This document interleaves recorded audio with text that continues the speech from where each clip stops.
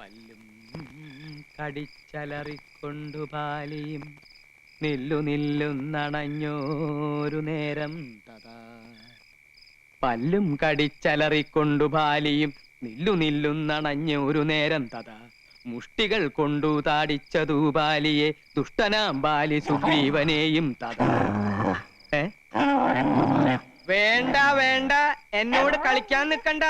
ഏലസ എന്റെ കയ്യില്. എറിഞ്ഞു ഓടിക്കാൻ നോക്കുകയാണല്ലേ? രാമായണം വായിക്കണത് നിനക്ക് സൂഹിക്കണില്ല. മുത്തശ്ശി ഇവിടെ വായിക്കാൻ സമ്മതിക്കണില്ല. എന്റെ അടുത്ത് വേണ്ടാട്ടാ. പോയിക്കോ പോയിക്കോന്ന്. എനിക്ക് ധൈര്യമില്ലെന്നാ നിന്റെ വിചാരല്ലേ? ആ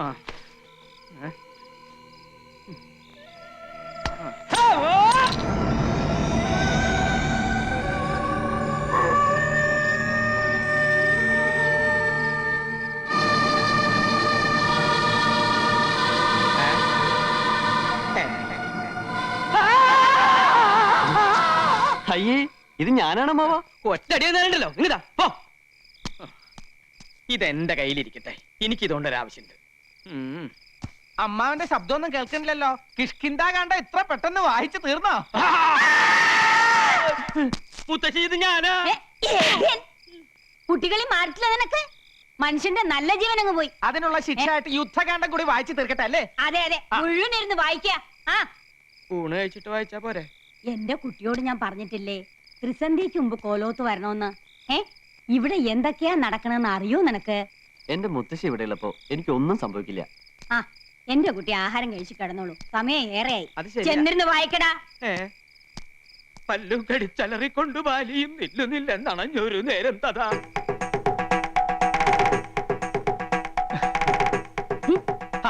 പരിഭവിക്കാതെ സ്വാമികളെ, ഈ പാലങ്ങോട്ട് കുടിക്ക്. നിവർത്തിയേട് കൊണ്ടല്ലേ എനിക്ക് ഇങ്ങനെയൊക്കെ ചെയ്യേണ്ടി വരുന്നത്. എല്ലാറ്റിനും എന്നെങ്കിലും ഒരു പരിഹാരം ഉണ്ടാവും. താൻ വിഷമിക്കണ്ട.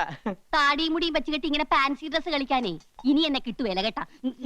കൊച്ചു ത്രേസ്യ ആരെങ്കിലും കാണും. കാണട്ടെ, എല്ലാരും അറിയട്ടെന്നു. ഇങ്ങനെയുണ്ടോ മനുഷ്യന്മാർ?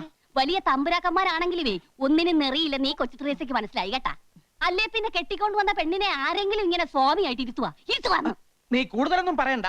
കടപ്പുറത്ത് തേങ്ങ ഇടിക്കാൻ വന്ന എന്റെ അടുത്ത് ഒന്നും രണ്ടും കൊച്ചു വർത്തമാനം പറഞ്ഞ് നീ അടുത്ത് കൂടിയപ്പോ ഞാനും ഏതാണ്ടൊക്കെ പറഞ്ഞു പോയി. ഏതാണ്ടൊക്കെ പറഞ്ഞെന്നാ? പറഞ്ഞത് കൃത്യമായിട്ട് എനിക്കങ്ങോട്ട് ഓർമ്മയുണ്ട് കേട്ടാ. കൊച്ചു ത്രേസ്യയെ ഐ ലവ് യു എന്നാ നിങ്ങ പറഞ്ഞത്. ഈ ഐ ലവ് യു എന്ന് പറഞ്ഞാൽ ഉടനെ കെട്ടിക്കോണോന്നാണെങ്കിൽ കേരളത്തിലെ എല്ലാ ആണുങ്ങൾക്കും 10ഉം 15ഉം ഭാര്യമാര് കണ്ടേനെ. ഇനി ഇഷ്ടപ്പെട്ടു ഒന്ന് എന്നെ ഇരിക്കട്ടെ. എന്ത് അപരാധം ചെയ്തിട്ടാ നിന്റെ അപ്പം വർക്കി എന്നെ ഓടിച്ചിട്ട് പിടിച്ച് രജിസ്റ്റർ ഓഫീസിൽ കൊണ്ടുപോയി എന്നെ കെട്ടിച്ചത്? ഞാൻ ബ്രഹ്മചാരിയായി കഴിയേണ്ടവനാണെന്ന് അങ്ങയുടെ കാല് പിടിച്ച് പറഞ്ഞതാ. അന്നേരം ആ കാല് കൊണ്ട് തന്നെ അങ്ങേരെ എന്റെ മുഖത്ത് തൊഴിച്ചു. എന്നിട്ട് എന്നെ ഭീഷണിപ്പെടുത്തി നിന്നെ ഇങ്ങോട്ട് കൊണ്ടുവരികയും ചെയ്തു. കഴിഞ്ഞതൊക്കെ കഴിഞ്ഞ് ഇനി നമുക്ക് എല്ലാം അങ്ങോട്ട് മറക്കാം. തിരുമേനി, എല്ലാം ഞാൻ മറക്കാം, എന്റെ ബ്രഹ്മചര്യ ഒഴിച്ച്. കൊച്ചു ത്രേസ്യയെ, എനിക്ക് എന്റെ ജീവനിൽ കൊതിയുണ്ട്. നമ്മുടെ രഹസ്യ വിവാഹം കഴിഞ്ഞെങ്കിലും മേപ്പാടം കൽപ്പിക്കുന്നത് വരെ ഞാൻ സ്ത്രീ സുഖം അനുഭവിക്കുന്ന പ്രശ്നമേ ഇല്ല. അങ്ങനെ പറയല്ലേ. തമ്പുരാൻ അറിയാവാ, ഇന്ന് നമ്മുടെ ആദ്യ രാത്രിയാണ്. എന്റെ കാളരാത്രി. അന്ന് കടാപ്പുറത്ത് വെച്ച് ആദ്യമായി തമ്പുരാൻ എന്നെ ഇഷ്ടമാണെന്ന് പറഞ്ഞ ദിവസം ഓർമ്മയുണ്ടാ? ദുർദിനങ്ങൾ ഞാൻ ഓർമ്മിക്കാറില്ല. എനിക്ക് നല്ല ഓർമ്മയുണ്ട്. അന്ന് അയലയും മത്തിയും ചാകര വന്ന ദിവസിയാണ്. ആ സന്ധ്യക്ക് കടാപ്പുറത്ത് വെച്ച് തമ്പുരാൻ എന്നെ നോക്കി പറഞ്ഞു, കൊച്ചു ത്രേസ്യ സുന്ദരിയാണ്. കളിയാക്കിയാലും മനസ്സിലാകാത്ത പെണ്ണ്. ഒരു കാര്യം ഞാൻ പറഞ്ഞേക്കാം. ഞാൻ ജീവനോടെ ഇരിക്കുന്നത് കാണണമെന്നുണ്ടെങ്കിൽ ശൃംഗരിക്കാൻ വരാതെ മര്യാദയ്ക്ക് അടങ്ങി ഒതുങ്ങി ഇവിടെ കഴിഞ്ഞോണം. സമനില തെറ്റി ഞാൻ വല്ലതും ചെയ്തു പോയാൽ പാലമരത്തിന്റെ ചോട്ടിൽ നിന്ന് പിറ്റേന്ന് നീ തന്നെ എന്റെ എല്ലും മുടിയും പറക്കേണ്ടി വരും. അപ്പൊ ജീവിതകാലം മൊത്തം എന്നെ ഇങ്ങനെ സ്വാമി വേഷം കെട്ടിച്ചിരുത്താനാണ് ഇങ്ങോട്ട് കെട്ടിയെടുത്തോണ്ട് വന്നത്. മേപ്പാടം കൽപ്പിക്കുന്നത് വരെ. മേപ്പാടൻ ആരുവാ? എന്ത് പറഞ്ഞാലും ഒരു മേപ്പാടൻ.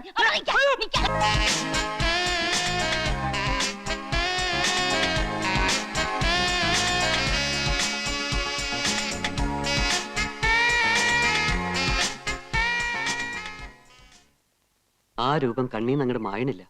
വല്ലാതെ മനസ്സിലേക്ക് തറഞ്ഞു കയറിയ പോലെ. അങ്ങനെ വരട്ടെ. ഈ അസുഖത്തിനെയാ പ്രേമം പ്രേമം എന്ന് പറയുന്നത്. എടാ ബ്രഹ്മചാരി, നീ ഇങ്ങനെ സ്വപ്നം കണ്ടു കിടന്നിട്ട് വല്ല കാര്യമുണ്ടോ? ഈ പെണ്ണും പിടക്കോഴി എന്നൊക്കെ പറഞ്ഞ ബ്രഹ്മചാരികൾക്ക് പറഞ്ഞിട്ടില്ല. ജീവിതകാലം മുഴുവൻ ബ്രഹ്മചാരിയെ കഴിഞ്ഞോളാമെന്ന് ഞാൻ ആർക്കും വാക്കൊന്നും കൊടുത്തിട്ടില്ല. അങ്ങനെ ഉയരട്ടെ കാമുകന്റെ കരുത്താർന്ന ശബ്ദം. അതിരിക്കട്ടെ, ഈ കക്ഷി എവിടെയുള്ളതാ? ഏതാ എവിടുന്ന ഒന്നും ചോദിക്കാൻ പറ്റില്ല. എവിടുന്നോ വന്ന് എവിടേക്കോ മറിഞ്ഞുപോയ സുഖകരമായ ഒരു സ്വപ്നം. പ്രേമ അസ്ഥിക്ക് എന്നെ പിടിച്ചിട്ടുണ്ട്. കവിത പറഞ്ഞിട്ടില്ലേ? മനസ്സ് തുറന്ന് എന്തെങ്കിലും പറയുമ്പോ നിനക്ക് തമാശ. പിന്നെയല്ല, ഒരു ദിവസം മുഴുവൻ നിന്റെ കൂടെ ഉണ്ടായിട്ടും ഊരും പേരും ചോദിക്കാൻ സമയം കിട്ടിയില്ല. അത്രേ പലതും ചോദിക്കണമെന്നുണ്ടായിരുന്നു, പക്ഷേ അതിനുള്ള അവസരം ഒത്തുന്നില്ല. പേര് മായെന്നാണെന്ന് തോന്നുന്നു. ഭാഗ്യം, അത് ഇപ്പോഴെങ്കിലും ഓർമ്മ വന്നല്ലോ. ഇനി കേരളത്തിൽ മൊത്തത്തിലുള്ള മായമാരുടെ ലിസ്റ്റ് എടുത്ത് അന്വേഷിച്ചാൽ കാര്യങ്ങൾ എളുപ്പമായി. നമ്മുടെ തോട്ടുവക്കത്തെ മേന്റമംഗൾ ഒരു മായുണ്ട്. ഇനി അതായിരിക്കോ? അതായിരിക്കാനാ സാധ്യത. അവരുടെ മൂത്ത മകൻ 7ാം ക്ലാസ്സിൽ പഠിക്കുന്നുണ്ട്. നമുക്ക് അവനോട് തന്നെ ചോദിക്കാം, നിന്റെ അമ്മ പരസ്യ ചിത്രങ്ങളെ അഭിനയിച്ചു തുടങ്ങിയോന്ന്. നിന്നോട് ഇതൊക്കെ പറയാമെന്ന് എന്നെ വേണം തല്ലാൻ. എടാ, നിനക്കറിയാലോ, കോളേജിൽ ഇത്രയേറെ പെമ്പിളരുണ്ടായിട്ടും എനിക്ക് ആരോട് ഇതുവരെ ഒന്നും തോന്നിയിട്ടില്ല. പക്ഷെ ഇതെന്തോ എനിക്ക് പറഞ്ഞു വെച്ചിരിക്കുന്ന പെണ്ണാണെന്നൊരു തോന്നൽ. എടാ, കാര്യം ഇത്ര സീരിയസ് ആണോ? ഇന്നലത്തെ ഷൂട്ടിങ്ങിന് ഞാനില്ലാഞ്ഞതാ കാരണം. ഞാനുണ്ടായിരുന്നെങ്കിൽ അവളുടെ ഡീറ്റെയിൽസ് മുഴുവൻ ഭൂമിശാസ്ത്രവും ശരീരശാസ്ത്രവും എല്ലാം ചോദിച്ചു മനസ്സിലാക്കിയേനെ. പിന്നെ നിന്നോടല്ലേ അവള് പറയാൻ പോവല്ലേ? നമുക്ക് ആ ഡയറക്ടർ ഒന്ന് ചെന്ന് കണ്ടാലോ? അയാൾക്ക് ചിലപ്പോൾ അഡ്രസ് അറിയായിരിക്കും. എങ്ങനെയാണേലും വേണ്ടില്ല, ഒന്നുകൂടി അവളൊന്ന് കാണാൻ കഴിഞ്ഞാൽ മതിയായിരുന്നു.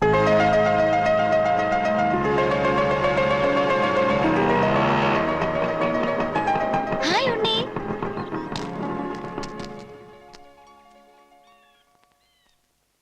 എന്താ ഇങ്ങനെ മേടിച്ചു നോക്കുന്നേ?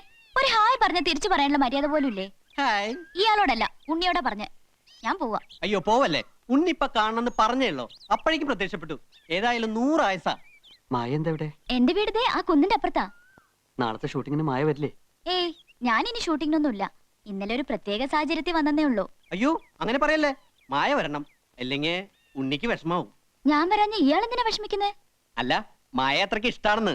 മായയല്ല, മായയുടെ ഡാൻസ് വളരെ നന്നായിരുന്നു. ഇവൻ അതാ ഉദ്ദേശിച്ചത്. അപ്പൊ നിനക്ക് മായ ഇഷ്ടാണെന്ന് പറഞ്ഞോ? അങ്ങനെ ഞാൻ പറഞ്ഞില്ല. അയ്യോ പറഞ്ഞു. പറഞ്ഞോ? എന്നോടാണോ ചോദിക്കുന്നേ? സോറി. പിന്നെ നാളത്തെ വർക്കിന് മായ വരണം. ആ, ഒരു പാവപ്പെട്ട ചെറുപ്പക്കാരന്റെ ആഗ്രഹല്ലേ, പ്ലീസ്. ഓഹോ, താനാരാ ദല്ലാളാ? ശരി, ഉണ്ണിക്ക് വേണ്ടി ഞാൻ വരാം. എടാ, അവൾ പറഞ്ഞു കേട്ടോ, ഉണ്ണിക്ക് വേണ്ടി വരാന്ന്. ഇത് വീണു. സത്യം. എന്താ ഭഗവതി ഈ കേക്കണേ? പ്രേമെന്നോ? കൊല്ലുന്നില്ല ഞാൻ. ആവശ്യത്തിലേറെ ലാളിച്ച് വഷളാക്കിയതിന്റെ കുഴപ്പമായി കാണണേ. ഞാനിവിടെ 46 വയസ്സ് കഴിഞ്ഞ് നിൽക്കാൻ തുടങ്ങിയിട്ട് കാലം കുറയായി. എന്നിട്ട് ഇങ്ങനൊരു ചിന്ത എനിക്ക് വന്നിട്ടില്ല. മോഹങ്ങളൊക്കെ അടക്കി ഒതുക്കി ചുരുട്ടി മനസ്സിൽ വെച്ചോണ്ട് നടക്കാൻ ഞാൻ. എന്തിനാ? ജീവനെ പേടിച്ചിട്ട്. ഇവിടത്തെ പുരുഷന്മാര് ബ്രഹ്മചര്യം തെറ്റിച്ച എന്തൊക്കെ ദുരന്തങ്ങളാ ഉണ്ടാവാന്ന് നിനക്കറിയോ? ഇക്കാലത്ത് ഇതൊക്കെ പറഞ്ഞ ആരെങ്കിലും വിശ്വസിക്കോ? ഒക്കെ വെറും അന്ധവിശ്വാസങ്ങളാ. നിന്റെ പ്രായത്തിൽ ഞാനും ഇതൊക്കെ തന്നെ പറഞ്ഞത്. മീനാക്ഷിയെ വെറുതെ ഒന്ന് നോക്കിയതിന് ഞാൻ അനുഭവിച്ച കഷ്ടപ്പാടുകൾ എന്തെന്ന് എനിക്കല്ലേ അറിയൂ. അമ്മാവൻ എന്തൊക്കെ പറഞ്ഞാലും ശരി, എനിക്ക് അവളെ വിവാഹം കഴിച്ചേ വെക്കൂ. നീ ഇത് എന്നോട് പറഞ്ഞത് പറഞ്ഞു. ഇതെങ്ങാനും മുത്തശ്ശി അറിഞ്ഞാൽ എന്താ ഉണ്ടാവാന്ന് നിനക്കറിയോ? അതുകൊണ്ട് പ്രേമം വല്ലാതെ മൂത്ത് കഴിയുമ്പോ നല്ല തണുത്ത വെള്ളം തലയിലൊഴിച്ച് സഹസ്രനാമകീർത്തനവും ചൊല്ലി കമിഴ്ന്ന് കിടന്ന് ഹരഹരോ ഹരഹര എന്നാണ് പറഞ്ഞാ മതി. ഇത് തന്നെയാണ് ഞാനും ചെയ്തിരുന്നത്. അമ്മാവൻ മുത്തശ്ശിയോട് ഒന്ന് പറഞ്ഞു നോക്കൂ. നല്ല ശേലായി. ഈ നാട്ടിലെ മുഴുവൻ പുരുഷന്മാരെയും എങ്ങനെയാ ബ്രഹ്മചാരികളാക്കണ്ടേന്ന് ആലോചിക്കാൻ മുത്തശ്ശി. അതിന്റെ ഇടയിലാണ് വിവാഹം എന്ന് പറഞ്ഞ് നീ അങ്ങോട്ട് ചെല്ലണേ. കൊഴപ്പായി ദേവരനു. ആർക്കായുടെ മംഗല്യം വേണ്ടത്? രാമോർമ്മയ്ക്കാണോടാ? എനിക്കല്ല. പോലോത്ത ആണുങ്ങളുടെ മൂത്തവൻ നീയല്ലേ? നീയൊക്കെ വേണ്ടെന്ന് വെച്ച മംഗല്യം പിന്നെ ഇവിടെ ആർക്കാ വേണ്ടത്? ഞാനായിട്ട് അത് പറയണില്ല. വേണ്ടപ്പെട്ട ആൾ ഇവിടെ ഉണ്ട്. ആരെ? ഉണ്ണിക്കുട്ടനോ? എന്താ നീ ഒന്നും മിണ്ടാത്ത? കുട്ടികളല്ലേ, ഈ പ്രായത്തിൽ ഉണ്ടാവണ ചെറിയൊരു മോഹം നമ്മുടെ ഉണ്ണിക്കുട്ടനും തോന്നി. പക്ഷേ കാര്യങ്ങളുടെ ഗൗരവം ഞാൻ പറഞ്ഞ് മനസ്സിലാക്കിയപ്പോ എല്ലാം തെറ്റായി എന്ന് തോന്നിയിട്ടുണ്ട്. തെറ്റു പറ്റിയതൊക്കെ ഇവിടെ ഉള്ളവർക്കാ. ഏതോ ദുർമന്ത്രവാദിയുടെ വാക്ക് കേട്ട് വേണ്ടാത്ത വിട്ടിത്തരങ്ങൾ ചെയ്യാ.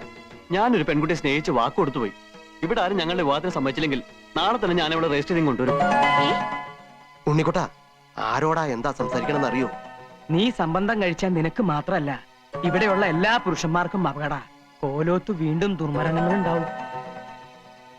കോലോത്ത ആചാരങ്ങളും അനുഷ്ഠാനങ്ങളും ലംഘിച്ചാൽ കടുത്ത ശിക്ഷയായിരിക്കും കിട്ടുക. പിന്നെ ഉണ്ണിയുടെ സ്ഥാനം പടിക്ക് പുറത്ത്. എന്നെ പടിയടിച്ച് പിണ്ടം വെച്ചാലും ഞാൻ അവളുമായി ഈ നാട്ടിൽ തന്നെ ജീവിക്കും. ഈ കോലത്ത് ഞാൻ കാരണം ദുർമരണങ്ങൾ നടക്കുന്നുണ്ടോന്ന് എനിക്കൂടെ അറിയണല്ലോ. ഇല്ല, നിനക്ക് എന്തോ ബാധ കയറിയിരിക്കുകയാണ്. ഇല്ലെങ്കിൽ എന്റെ ഉണ്ണി ഇങ്ങനെയൊന്നും പറയില്ല. ആരോ മോഹിപ്പിച്ച് എന്റെ ഉണ്ണിയെ മയക്കിയിരിക്കണു. വേണ്ട, ഇനി ദുർമരണങ്ങൾ കാണാനുള്ള ശക്തി എനിക്കില്ല. പണിക്കരെ, എന്തെങ്കിലും ധിക്കാരം കാണിക്കുന്നതിന് മുമ്പ് എന്റെ ഉണ്ണിയെ മുറിക്കാത്ത അടച്ചിടുക. കുറച്ചു ദിവസം പുറത്തൊന്നും പോണ്ട. എനിക്ക് എന്റെ കുട്ടിയുടെ ജീവനാ വലുത്. വേണ്ട, എന്റെ ആഗ്രഹം സാധിച്ചു തരാത്ത മുത്തശ്ശിയും വീടും ഒന്നും എനിക്ക് വേണ്ട. നീ എന്താ പറഞ്ഞത്? ഞാൻ പോവാ. ഉണ്ണി, അവിടെ നിൽക്കാനാ പറഞ്ഞത്. ഉണ്ണി!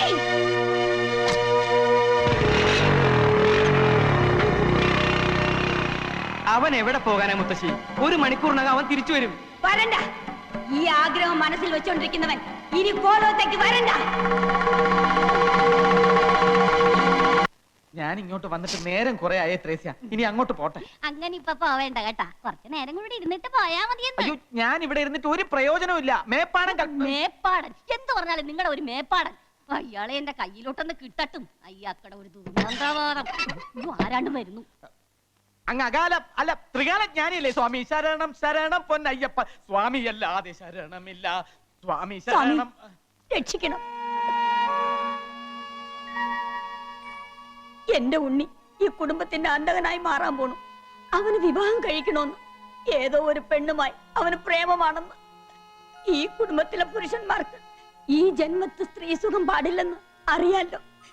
എന്റെ മോന്റെ മനസ്സ് മാറ്റാൻ എന്തെങ്കിലും ഉപദേശിക്കണം. ഓ, ഒന്നും മനസ്സിലാവുന്നില്ല.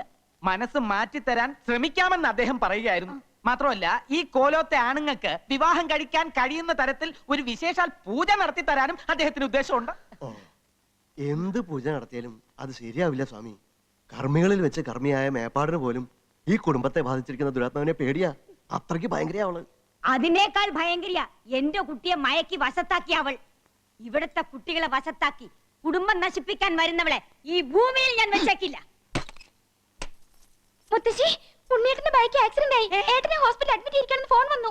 എന്റെ ഉണ്ണി കേട്ടോ സ്വാമി, മനസ്സിലായിരുന്നത് തോന്നിയതേ ഉള്ളൂ, അപ്പൊ തന്നെ അപകടം വന്നു. എന്റെ ഈശ്വര, എന്റെ ഉണ്ണിക്കൊന്നും വരുത്തരുതേ. എന്റെ ഉണ്ണി ഈശോയെ, ഇത് എന്നാ പരീക്ഷ.